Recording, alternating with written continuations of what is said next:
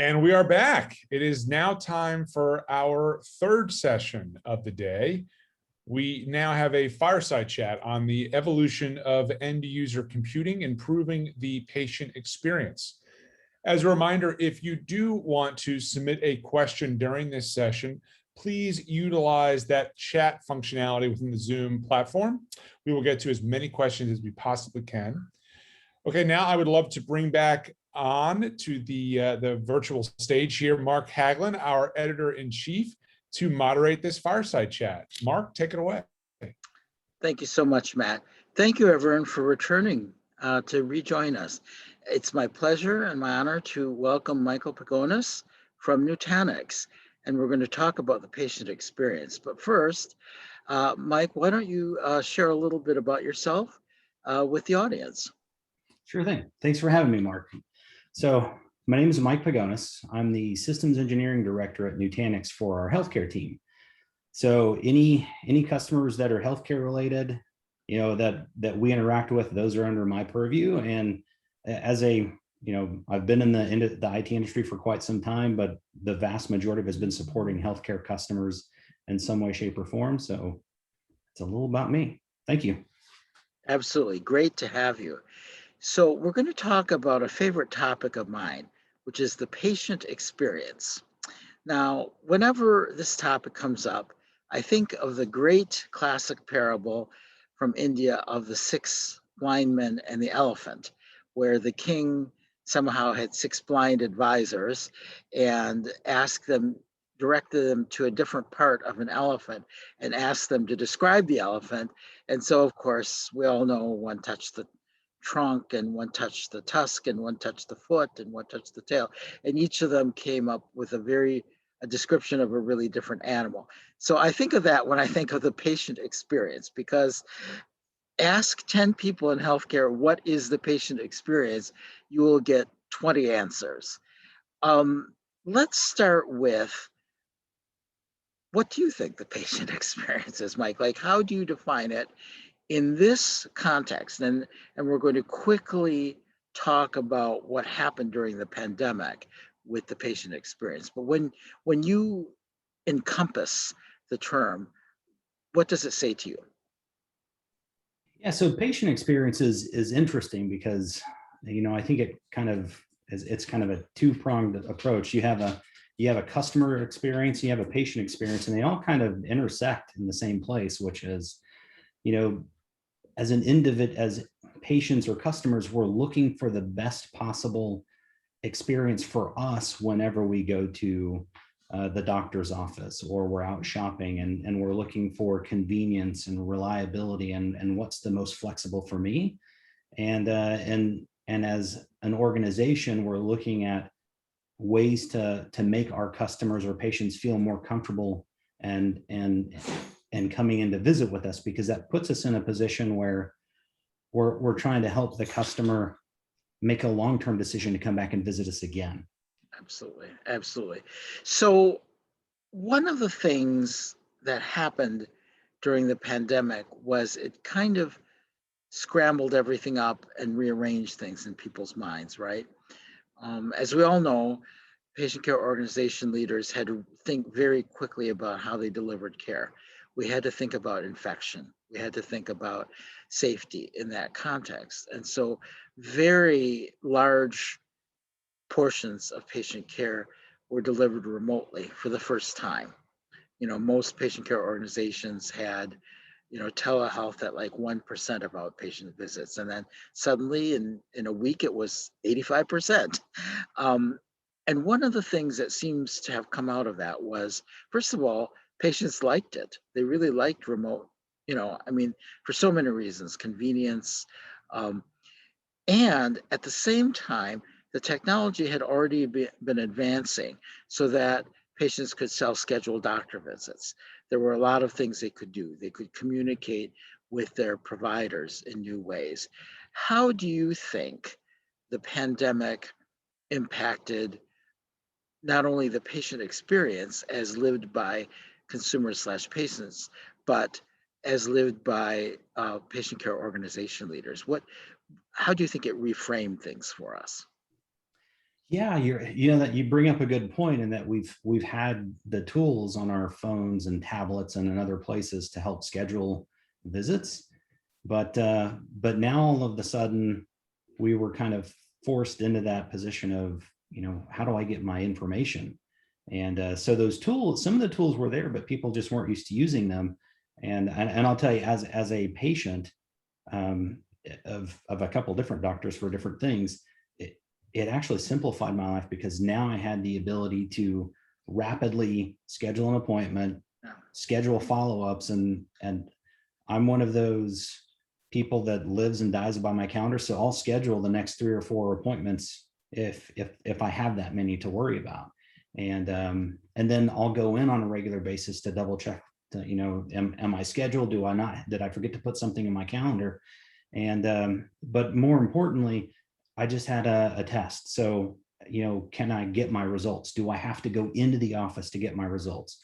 Well, as a patient, now my results show up within 24 hours in some cases, Right. same day. And so that rapid push of information to the patient has become a very important thing. And I think if you look at how the industry's evolved from paper charts into, having a computer in the diagnostic rooms or something of that nature, that significantly improved the rate at which data was put into the medical record, which meant that data was more rapidly available to the patients. And I think that, if you throw the pandemic on there, it made it completely blow up. And a lot of healthcare organizations were in the process of implementing new technology to speed up things, Yeah. and to make the data more secure. And now all of a sudden it was, shoved to the forefront of everybody's, thoughts of, great, we can't go into the office.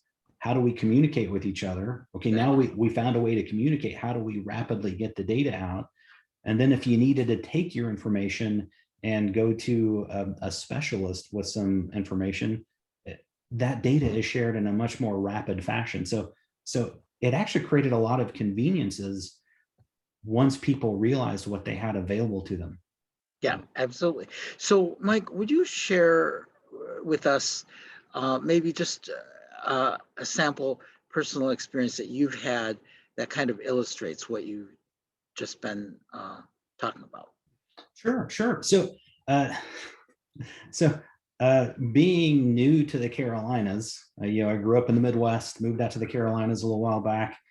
A little something called allergies showed up in my life that I had never had issues with before.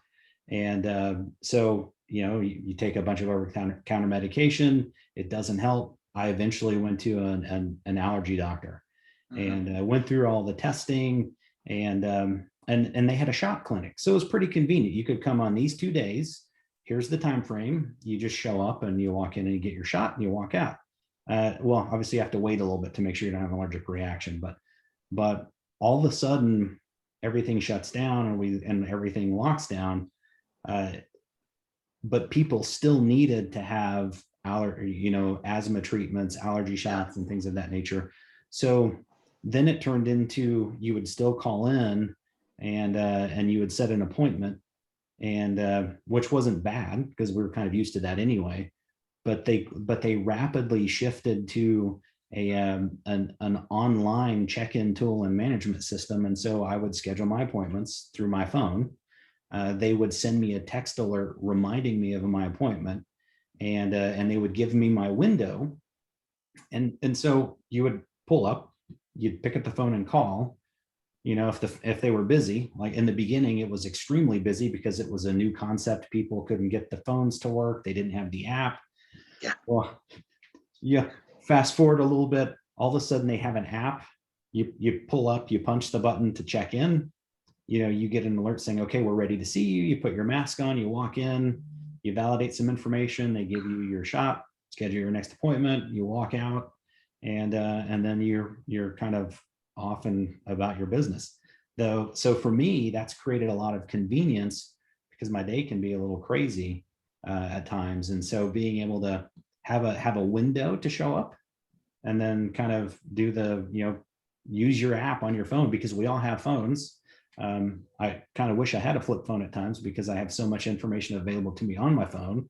But you have that data is right there at your fingertips.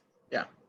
How do you think, now widening out from that very interesting personal experience to looking at this as an industry expert, what do you think that kind of experience says to you about the fact that so many consumers have devices now?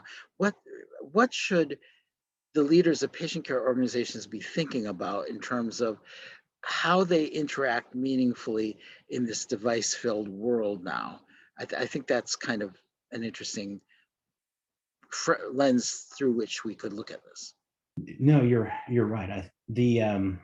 So in an end user computing world, so kind of going back to the paper chart, meeting with the patient face to face, scribbling some notes, you're talking into a microphone to kind of to capture notes audibly, and then replaying those, and then inputting that data into a chart that somebody else types in for you is, it's very time consuming. It changes things from a billing perspective.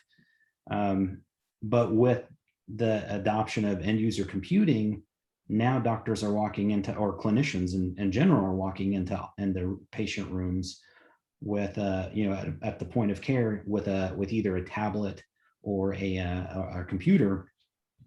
Information goes in very rapidly, and customers have instant access to that information. So to me, I think that's created a little more one-on-one time with the patient, and a better experience from a doctor or patient or clinician patient standpoint.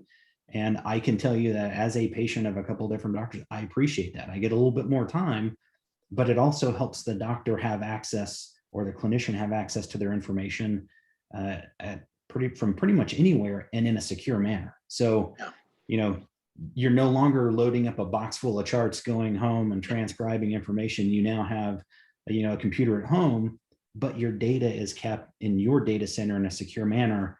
Doctors can come in remotely, update their information, and immediately publish it out to the patients. But from a patient perspective, the question and concern is, how can I make sure that I'm delivering their information to them in a rapid manner, but also keeping it secure? Because, that's, if you look at a medical record, there's a lot of really valuable information in there.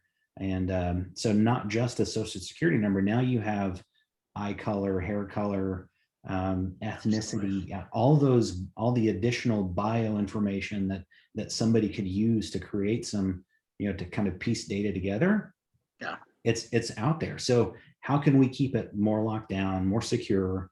I've seen some healthcare facilities putting in kiosks for people to, to come in and schedule their appointments, for people that just don't feel comfortable using a phone or something of that nature. But these apps that are showing up in phones, Epic is one of the ones that I use on a regular basis, and their MyChart is great because it's a secure connection from my phone into their gateway that takes me into their data center. And I have no clue that all these backend things are happening, but as a patient, I know I can click the button, schedule an appointment. I can even jump into a patient or, a doctor meeting, right from my phone. Yeah. So I want to go down both of those forks of the road, one after the other, if we could. What should patient care organizations leaders think about security? How should they frame security of data?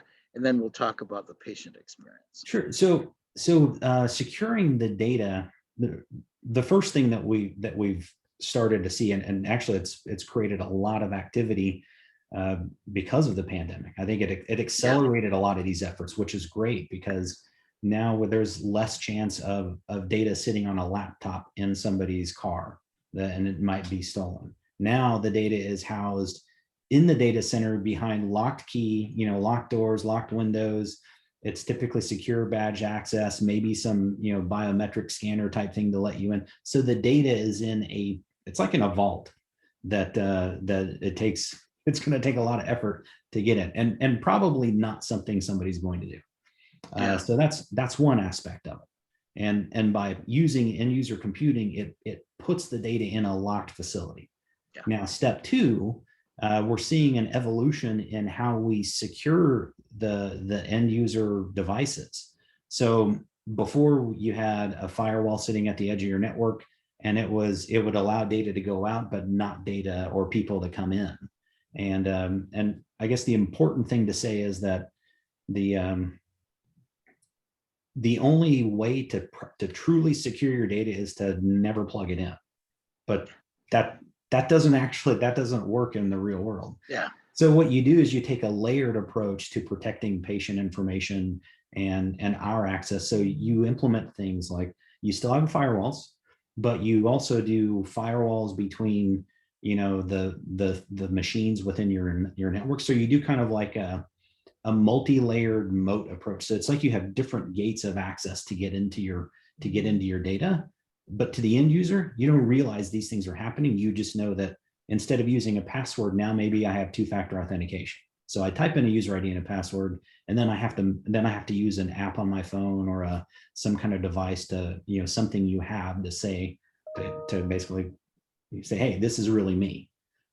So that's one way. And then you take it a step further, and you only allow certain information systems to talk to each other. So it's not just a wide open network, because once you compromise a firewall, and if everything's wide open, you're able to move around freely without anybody ever knowing. So now this multifaceted, you know, network microsegmentation approach of keeping all VMs don't talk to all VMs, or all servers don't talk to all servers. It's everything is shielded from each other except for those that need to talk. And then we limit it to only certain forms of communication. So only certain network ports are allowed to talk instead of, you know, a wide open broadcast. Yeah. And so how do we communicate all that in a very simple way to patients so that they feel confident in these communications? And how do we, I don't want to use the word train, that's a bad word in this context. How do we prepare clinicians as they have visits and encounters with patients so that they can also say, yes, your data is secure, right? Yeah, I think there's an internal education approach, and a lot of IT organizations are having those discussions with their staff and letting them know that this is the process that we're doing. Our data is secure. There are certain standards that we have to follow, and a lot of it starts with the Department of Defense, and we've adopted a lot of those technologies. But these are some extra things that we need you to do. Like, we need you to be mindful of when you walk out of a room that you tap out. So some organizations use tap and go. So they use, you know, proximity cards or some kind of biometric scanner to log in. And having those things still integrated into the system, or newly integrated in the system, allows them to, you know, prove and show patients. Because when I go into the doctor's office, I see the doctor, you know, put the finger on the finger scanner, they badge in, and all of a sudden the screen unlocks. But the moment that they back away from the computer, it's set to automatically lock itself down. So doctors and clinicians are doing a really good job of being mindful of their data, and so that way it doesn't stay up and running. And IT staff are also doing things like putting in timeouts. So if you haven't interacted with this computer within, you know, 60 seconds, we're going to go ahead and automatically lock the screen and then log the doctor out. So they're taking kind of a multifaceted approach there. As far as conveying that to the patients, I think when they see us go through the process of all of the different login methodologies and things that we're doing to get access to the data, that's a good start. But I think I've also been handed some leaflets from some of my doctors saying, hey, these are some of the things we're doing to help secure your information. You know, it probably doesn't get into the nuts and bolts of how they do it, but they tell us, hey, you know, we have your data secure. We follow HIPAA guidelines. And when you use these applications, to access your information, it's encrypted communications, and it may ask you for some you know, identifiable information to corroborate who you are. Yeah, that makes sense. How do we handle the IT governance and project management aspects of tiering, T-I-E-R-I-N-G, as opposed to tiering, like we'll cry, these right, exactly, these technologies. Some people will be tiering, but how do we make sure that we're stepping into this in a way that makes clinicians and patients feel comfortable so that they don't feel, I mean, we want the data, we want the technology, but we also don't want to feel kind of like overwhelmed and shocked by it, right? What are your thoughts on that? Yeah, so I think the good thing is the IT staff is thinking about. I mean, when I work with a customer, I don't walk in and say, okay, let me figure out how to make this really complicated from a security aspect, and then let Right. my patients and clinicians deal with that. Yeah. What I do is I think about how do I implement new security countermeasures and in an effective way, but shield shield the clinicians and patients from seeing that. I want them to know there's complexity in the system, but I don't want them to have to deal with or interface with the complexity. It should Yeah. be very simple and transparent to the patient and the clinicians. And the IT staff is they're really designed to think in that manner. And because of pivots in the industry and COVID really shining a light on some of these things, they're rapidly adopting and trying to think of how can we make everybody else's life easier. It might make our life more complicated, but that means our data is more secure. And I think actually every customer I've talked to is thinking that way, and they have been for some time. And all of a sudden government funding becomes available, and it's allowed for a more rapid adoption of some of these technologies. And if you think about some of the news that we're seeing about ransomware, Yeah. I will tell you that I've participated in some meetings with the FBI, and lots of healthcare organizations have also been participating, and because we're all communicating together to find ways to be more secure with information and lock it down. Yeah, absolutely. That's incredibly important. So the next few years, you look at this constellation of tools, self-scheduling, automated bill pay, telehealth, and electronic visits, and others. How will things play out in the next few years with the development of these tools and with their integration into a bigger whole? What are your thoughts? Yeah, so one of the things we've seen in the industry is, and when I say the industry, the IT industry,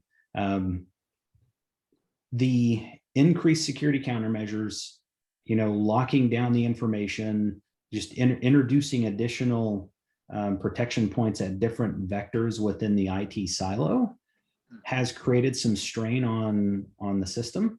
And the good thing is, we can keep scaling, we can keep adding more, processors and memory and all the other, fun nerd knobs that I like to play with. But at the end of the day, it creates some contention within the IT silo. And so over the next couple of years, improvements in memory technology, CPU technology, it's going to significantly increase the performance. And I can tell you we're starting to see some of that technology now. So any slowdowns in the system should start disappearing pretty rapidly. And but in addition to that, I think if you look at the devices and tools that are being created they're being designed with the security and performance built in. So because those are being designed into these systems, it's not manifesting itself as a slowdown for the doctor or clinician, which is a good thing. Yes. Yeah. So as we close, I'd like to ask you to share advice with our audience for all the things we've been talking about, and any other closing thoughts. I'm sure you probably have some insights and thoughts that I haven't yet touched on.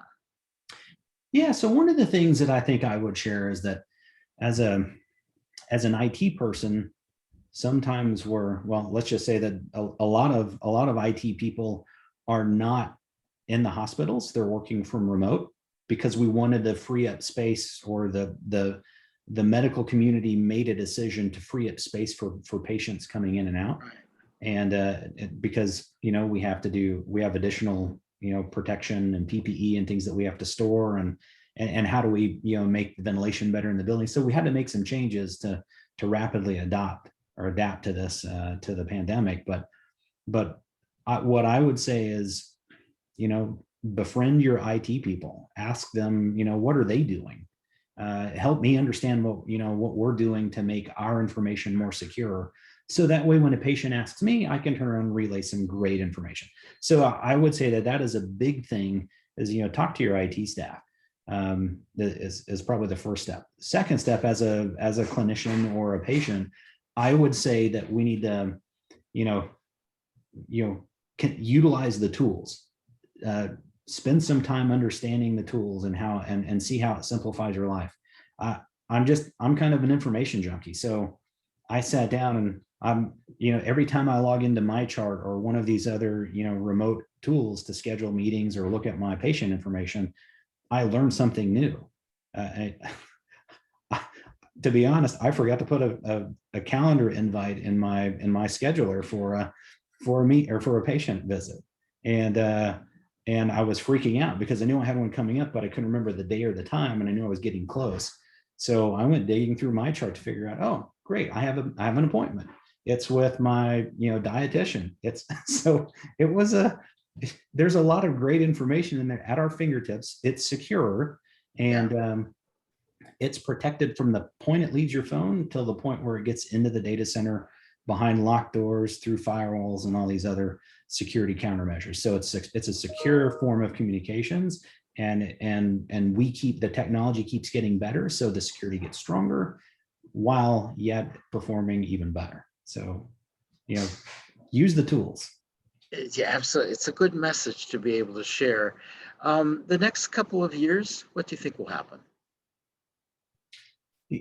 So obviously I have this big crystal ball right here that tells me everything that's coming. So no, it's what I would say is that what do I see happening in the future? I don't necessarily know that we fully go back to what we were used to. I think a lot of patients have found this change or pivot in the industry as something very, very enticing and attractive, and it's given them freedom. And I think the healthcare organizations that truly think about, our patients and their experience with us, you're going to create a lifelong patient. And that's the important piece. If I take care of you so well and give you access to your information on your terms, you'll want to work with me more. And then you're going to refer your friends and family to me as well, which is also part of building your practice and healthcare organization. Yeah, I think that's true. And I think, nobody on earth wanted a global pandemic, right?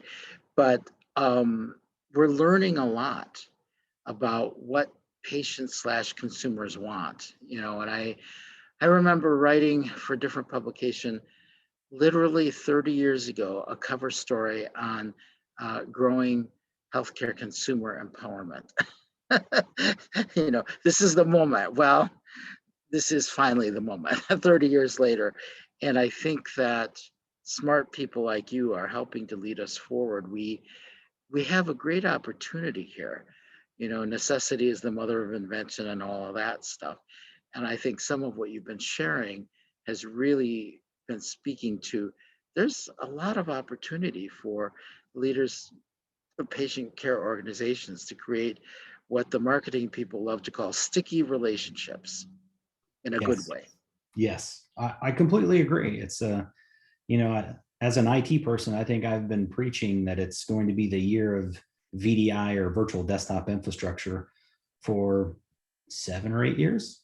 And this past year, those that had already adopted some form of end user computing or virtual desktop infrastructure, they were ahead of the game, and they were able to scale from a couple of thousand offices or clinicians to thousands of clinicians in a very rapid time. And a lot of companies or a lot of healthcare organizations are doing that, and it's impressive to see how their patient experience, or to see the patient experience change with that adoption. So I'm excited as an IT person to see how what I do impacts the healthcare organization and helps create that sticky, patient relationship.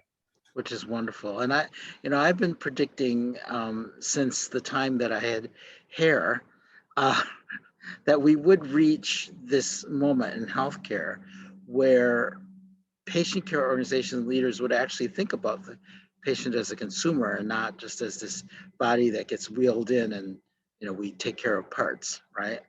So Very good. Yeah, no, you're right. I bet you were making predictions when you still had hair too. So Well, that's what made all the hair fall out, was just right, yeah, the the active, stress, brain activity. the stress of it all. Yes. Well, Mike, this has been absolutely wonderful. I've learned a lot, and I know it's been very helpful to our audience. So thank you so much for your wisdom and your insights. We really appreciate it. Thank you for having me. This has been a wonderful conversation. Great. Thank you so much. And with that, our publisher, Matt Rayner, has magically reappeared. Thank you, Mark. And thank you, Michael. A big thank you to the Nutanix team for their support of this program. We now have a roughly 1 hour break. We'll be resuming here at 2 p.m. Eastern for the panel discussion, Trend Watch Digital Health Prescribing. So we look forward to seeing you all back here at 2 p.m. Eastern, and we will resume the program then. Thank you so much. Thank you again. Thank you.